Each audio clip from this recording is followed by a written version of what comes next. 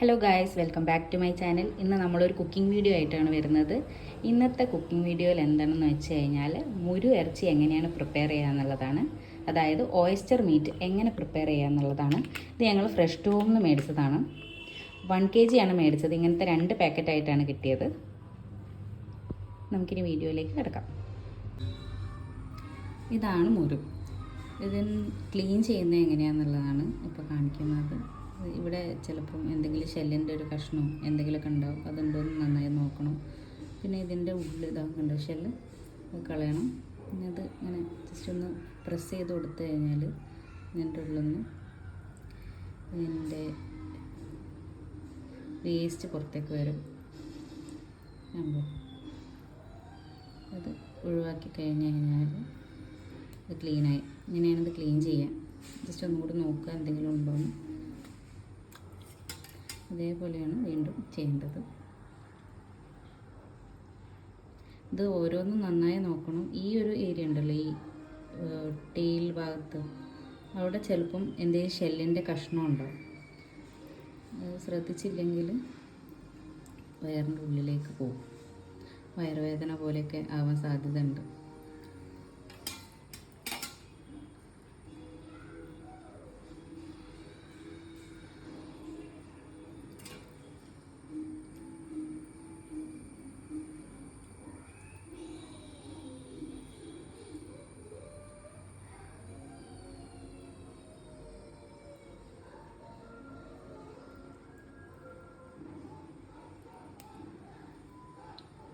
അതിനുശേഷം ഒന്ന് കഴുകിയ കുറച്ചും കൂടി ഒന്ന് വൃത്തിയാവും.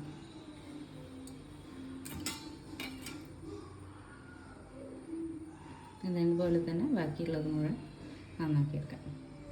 ഇപ്പോൾ ക്ലീൻ ചെയ്ത് കഴിഞ്ഞതിന് ശേഷമാണ് ഇത് വേസ്റ്റും ഇത്രയും മുരുവാണ് വാഷ് ചെയ്ത് ക്ലീൻ ചെയ്തെടുക്കണം.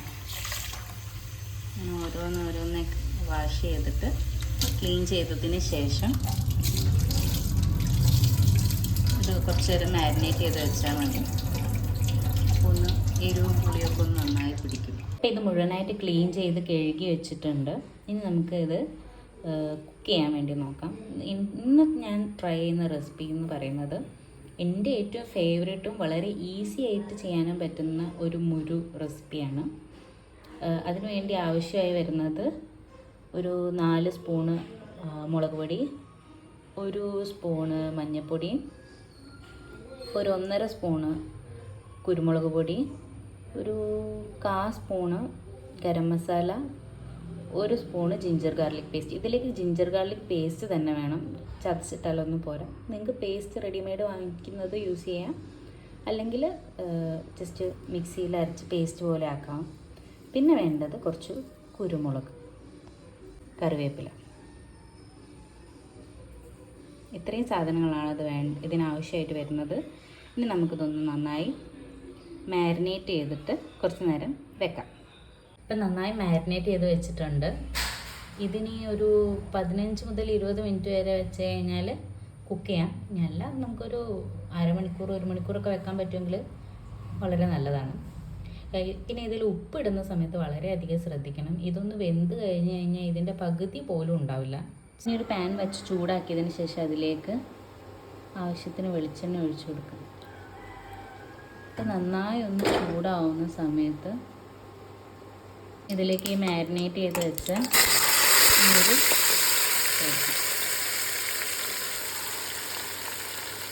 നന്നായി മിക്സ് ചെയ്ത് കൊടുക്കണം. പതുക്കെ ഇടയ്ക്കിടയ്ക്ക് ഇളക്കിയിട്ട് ഒന്ന് വേവിച്ചെടുക്കണം. വീണ്ടും ഇളക്കി കൊടുത്ത് ഇതൊന്ന് കുറുക്കിയെടുക്കണം. അതായത് വെള്ളം വറ്റിച്ച് ഇത് ഡ്രൈ ആക്കി എടുക്കണം.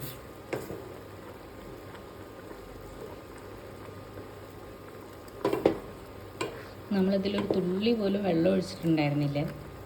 പക്ഷേ ഇതിന്നിപ്പോൾ അത്യാവശ്യം നല്ലോണം വെള്ളം കിനിയുന്നുണ്ട്.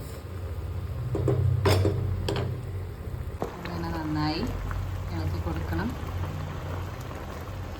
ഇപ്പോൾ നേരത്തേലും കുറച്ചുകൂടി വെള്ളം താഴ്ന്നില്ലേ, വെള്ളം വറ്റിയില്ലേ. അതിനിപ്പോൾ കുറച്ചുകൂടി ഇത് ശരിക്കും നന്നായി ഡ്രൈ ആവും, അപ്പോഴാണ് ഇതിൻ്റെ ടേസ്റ്റ് ശരിക്കും വരാം. ഇപ്പം കുറച്ച് തിക്കായിട്ടുണ്ട്, കാഴ്ചക്ക് ഇപ്പോൾ ഒരു രൂപമൊക്കെ പോലെ. നേരത്തെ ഇങ്ങനെ കുഴഞ്ഞു നിൽക്കായിരുന്നില്ലേ. ഓൾമോസ്റ്റ് നല്ലോണം ഡ്രൈ ആയി വരുന്നുണ്ട്. ഈ ഒരു സ്റ്റേജ് ആകുമ്പം നമുക്കൊരിത്തിരി വെളിച്ചെണ്ണ ആഡ് ചെയ്തു.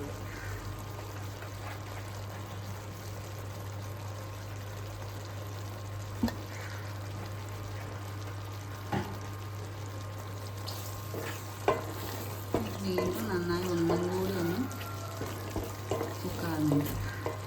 അപ്പോൾ നമ്മുടെ മുരു തയ്യാറായിട്ടുണ്ട്. ഇനി നമുക്കിതൊരു സെർവിങ് പ്ലേറ്റിലേക്ക് മാറ്റാം. നമ്മുടെ മുരു തയ്യാറായിട്ടുണ്ട്. ഇത് നമുക്ക് ചപ്പാത്തിയുടെ കൂടെയോ ചോറിൻ്റെ കൂടെയോ എങ്ങനെ വേണമെങ്കിലും കഴിക്കാം. വളരെ ഈസി ആയിട്ട് അധികം ഇൻഗ്രീഡിയൻസ് ഒന്നും യൂസ് ചെയ്യാതെ എളുപ്പത്തിൽ തയ്യാറാക്കാൻ പറ്റുന്നൊരു ഡിഷാണിത്.